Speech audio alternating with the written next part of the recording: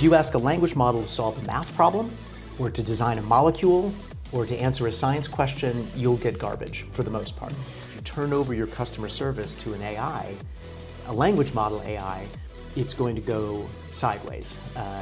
Human interactions are very complex. If you try to have your language model do a first draft, you will almost inevitably get something that is like deeply mediocre. That can be mediocre with regard to the facts, mediocre with regard to context, mediocre with regard to style. Language models don't speak numbers. They don't know how math works. They don't know how gravity works. They don't understand, human psychology in any meaningful sense. To come up with ways to target drugs much more precisely, to basically act as heat-seeking missiles, to kill cancer cells or to block the misfolded proteins that are causing Alzheimer's. We all can see that remote-controlled weapons are going to dominate the battlefield. That's the world that we live in. That's the cool advanced AI that I want to see.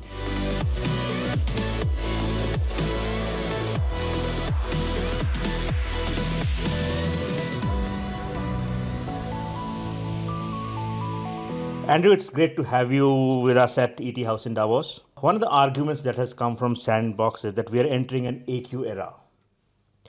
What convinces you this is the real breakthrough, real progress, not another breakthrough that always is a few years away?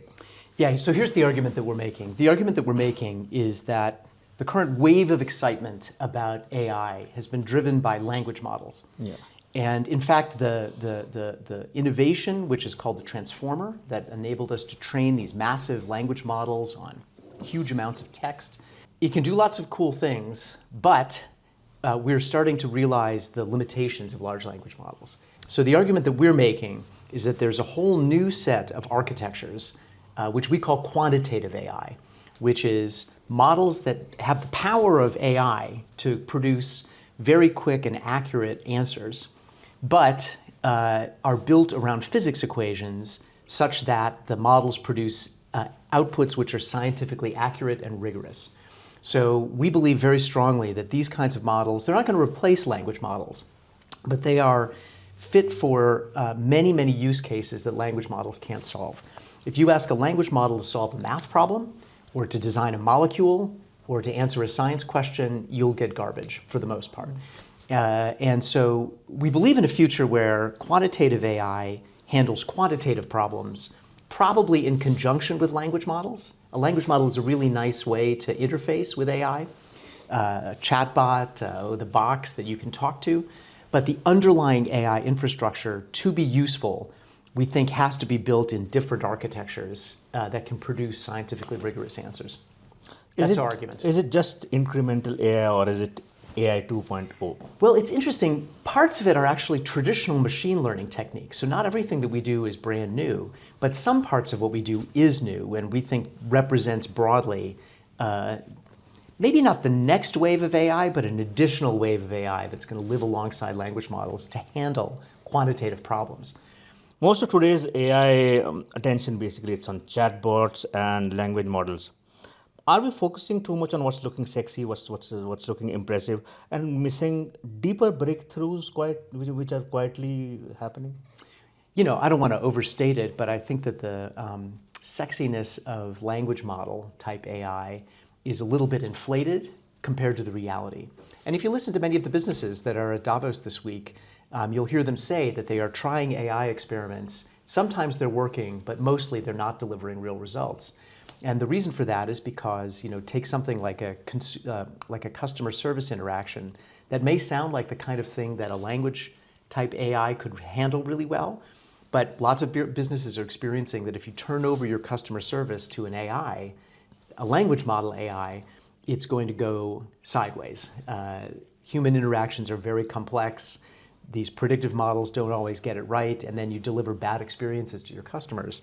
So anyway, the thesis that we have is around problems that are scientific, mathematical, quantitative, and the reality that there are new versions, new types of models, new architectures, new strategies for data, for training these models that can produce physics-based AI, math-based AI that can handle those problems, give you a generative AI outcome, but with fidelity to physics, fidelity to math. It appears that hallucination is the only major problem, but AI has other problems too. This is true. Yeah, I mean, hallucination is a Or problem. it's getting the most visibility. So Yeah, I mean, that's right. Another problem you might describe as like mediocrity. Yes. So one of the things, if you're a writer, you're a journalist, if you try to have your language model do a first draft, you will almost inevitably get something that is like deeply mediocre. That can be mediocre with regard to the facts, mediocre with regard to context, mediocre with regard to style. So language models can do some interesting things. For example, if you take a piece of writing that you've done, put it into a language model and say, let's find the flaws, what would a critic say about this? You may actually get some good input. But if you ask it to do actual writing, you'll get an output that is deeply mediocre. And that's because the nature of these models is to ingest a lot of text and predict what it is you're looking for. And that is going to drive towards the middle as opposed to giving you something truly excellent. So hallucination is a problem, mediocrity is a problem, innumeracy is a problem. Language models don't speak numbers. They don't know how math works. They don't know how gravity works. They don't understand human psychology in any meaningful sense.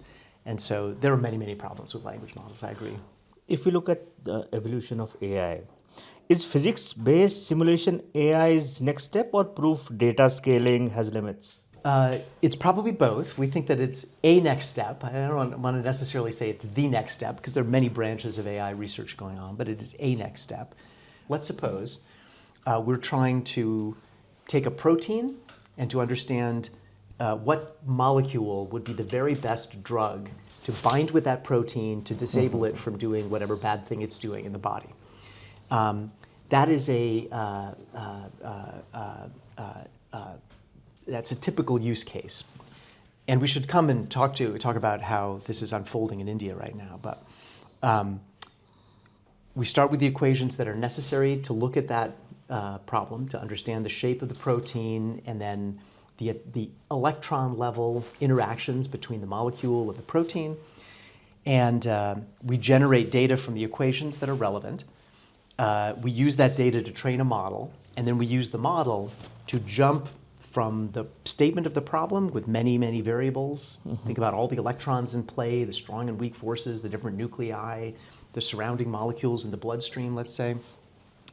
And then to leap to the right answer rather than having to go through 20 trial and error iterative steps like a human would do. That's what makes it AI, is that it can jump to the right answer.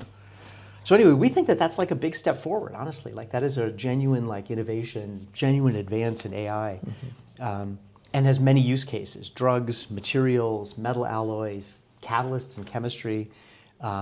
We've started working in risk simulation with financial partners. All of these require a form of AI that is rigorous, mathematical, and rooted in some kind of physics equation, or in the case of finance, like an underlying understanding of how markets work. So that kind of AI, we think, is a next wave.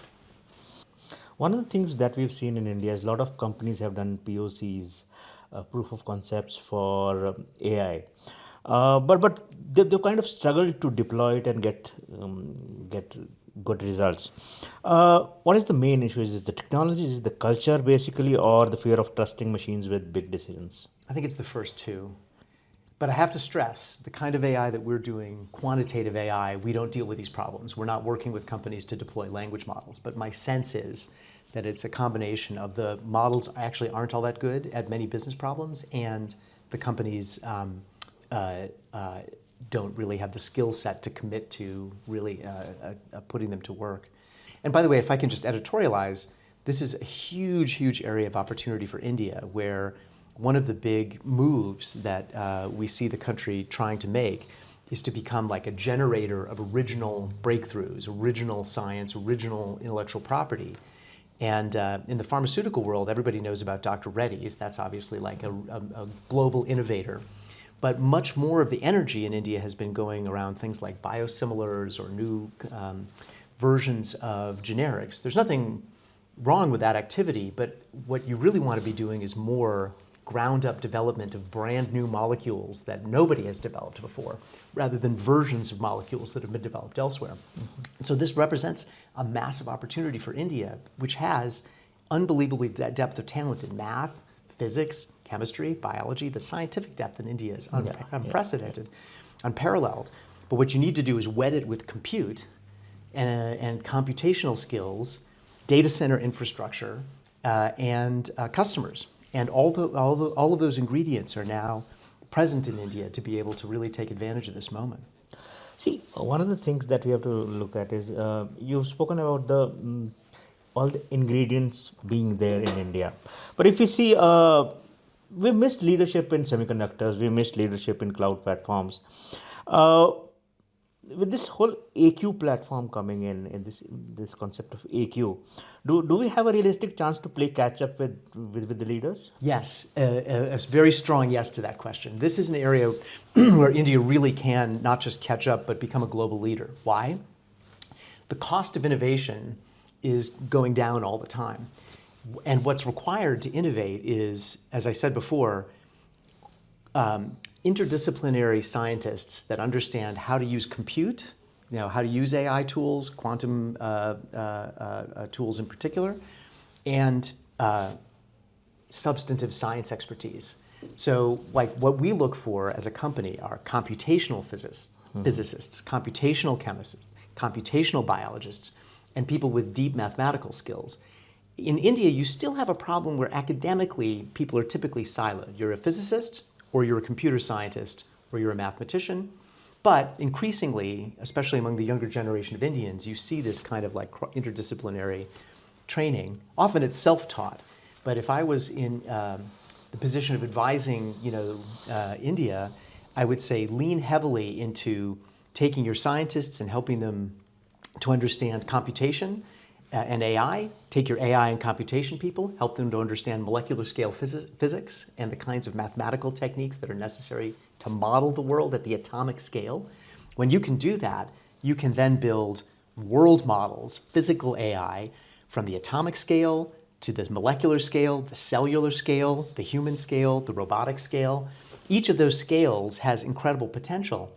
And frankly, there's no reason that with the depth of talent in India and with the decreasing cost of each unit of compute and each unit of physical data center capacity, that India can't not just catch up, but really become like the world leader in this stuff. I truly believe that. Do you think India should also play the foundational model game? There are so many models around, or rather it should be building wrappers and building use cases. Well, I have a view about this, which is I think that language model, I always have to be distinguishing between language models and quantitative models. Language models, I would not be spending time on foundational models. That's my own personal view. I would be putting emphasis into models for physical AI, models for the real world AI, models for atomic scale simulation like we do. But foundational AI in the quantitative realm is much more likely to pay off in the long term. That's my own personal view. If you look at the evolution of Indian IT industry, see, we've scaled up software quite well. But deep tech, something like AQ, it requires a lot of patient capital and also longer timelines. But most of the Indian minds, what shift does the Indian companies need to have in terms of mindset to create deep tech companies, which you currently don't have in India? Well, you put your finger on it. I mean, what deep tech requires is a long time horizon and a large appetite for significant amounts of capital long before they can pay off. And that's scary. It's much easier to invest in a small software startup with a handful of people and lower your risk if it all fails and increase your upside if it succeeds. But this is an area where public-private partnerships, where government can play a role in helping to catalyze large investments in deep tech. One way that you can do that is by focusing on the commercialization of academically generated technologies. So India has a number of research institutes. It's got an infrastructure of universities with a lot of researchers that are quite strong. Moving that technology into a commercial environment takes time, patience, capital, and so forth. And one thing that government can do is also to become a customer, to actually buy the results of deep tech to become the first big customer when it makes sense. You see the United States military doing a lot of this. The US military is driving drone innovation, it's driving battery innovation. So that's a case where the US Army is driving materials innovation in metals. That's an area where the Indian public sector, as a buyer of technology outcomes and outputs, can help to provide the revenue streams that are necessary for deep tech companies to make money. So one of the things that we see, and I mean Sandbox is a Google company, is that funding is flooding into a few big players. That's hindering innovation or accelerating progress? What's your view on this? Probably both. I mean, it's both accelerating some pathways and hindering others. I mean, risk capital tends to be very fad-driven. I'll just say I think the flood of investment obviously is producing payoffs for some players, but generally we need to have more widespread investment in more AI strategies and not just these big players providing these language models. Even if we look at basically how arms races evolving over the next few years, AI will play a big role in defense also. So countries who are able to scale up their AI and use it in terms of like the example that you gave will have a definite edge over others. Yeah, I mean, if you look at the India AI mission, for example, it's got 7 pillars, and those pillars include, basically hardware. It includes models, foundational models. It includes applications, and so forth and so on. But the net result of all of those things is basically like national defense, right? You either have physical infrastructure and data centers, you have the ability to create AI models and applications domestically, put them to work, or you're dependent on, a foreign provider. So I do believe that that's necessary. And I think that, for example, we all can see that remote-controlled weapons are going to dominate the battlefield. And that's going to be a question for every country of whether you are defending yourself, whether you are creating a deterrent on others.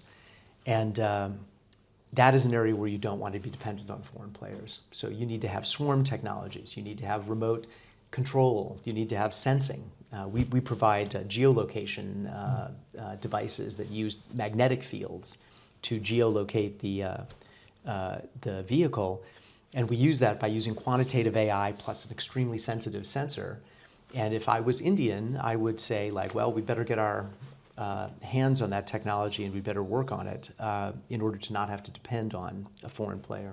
Will AI become a strategic national asset like energy or defense? And if yes, then who should be trusted to govern it?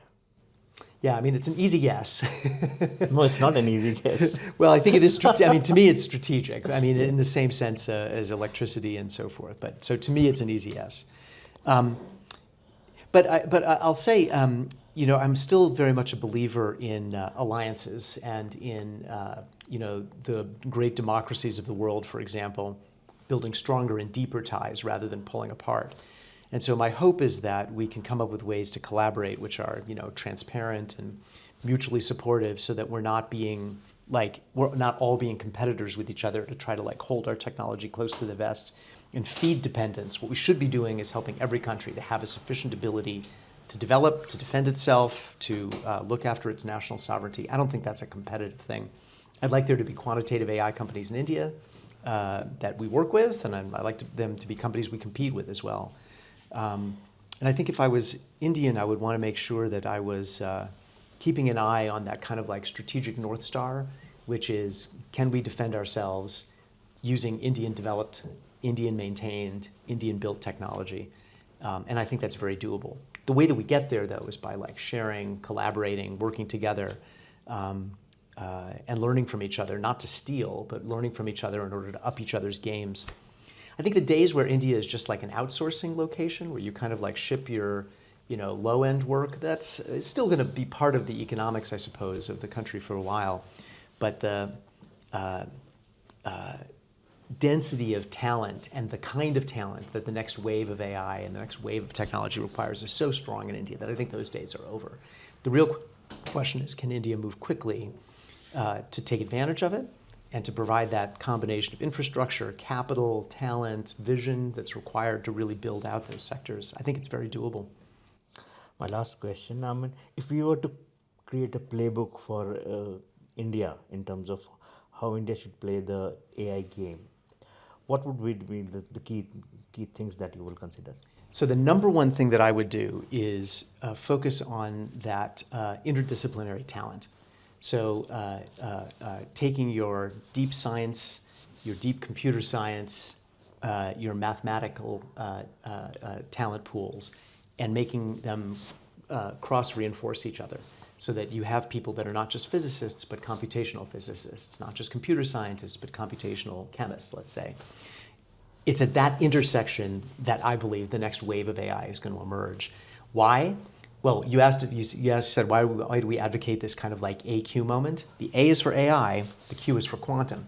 Not necessarily quantum computing, but quantum physics and the kind of math that comes from quantum physics. Why is that so important? Well, because in order to do quantum physics, you have to look at these highly complicated areas and build an AI that can solve massively multi-parameterized kinds of problems. That's the world that we live in. That's the cool advanced AI that I want to see. And the way that you do that is using the kind of math that has been developed to look at atomic level interactions, the quantum forces at the subatomic level, the quantum equations that define that, turn out to be incredibly useful in finance, in business optimization, in science and the development of applied science, like let's say materials science for manufacturing capabilities. When all of those equipment, when all of those things come together, I shouldn't say when they come together. In each one of those cases, what you see is that this strange dominance of physicists in these different areas comes from the fact not so much that they know physics, but because they know the kind of math that is necessary to solve physics problems. That is exactly what the quantitative 80% of the economy requires in order to really take real advantage of AI. If you look at hedge funds and financial firms around New York City, let's say, they're full of physicists. The quants in a hedge fund will very often, probably more often than not, have a physics training. Yeah. And that's not because finance needs basic physics, it's because they need the math that physicists learn how to do in order to handle these highly complicated multivariable problems. If you want to drop a molecule into a bloodstream and see what happens, you need to solve so many variables all at once that it becomes very daunting. And so physicists have had to learn how to do math that we can run on GPU platforms today without waiting for quantum computers in order to solve the problem. But they can. And that kind of AI on those kinds of computers is the sort of thing that I would be trying to push India towards. So take advantage of your talent pools, put them into interdisciplinary environments, and then let them build that next wave of AI for the future. Thank you so much for sparing time out of your busy schedule. Thank you so much, Thank Andrew. you for an interesting Appreciate it. conversation.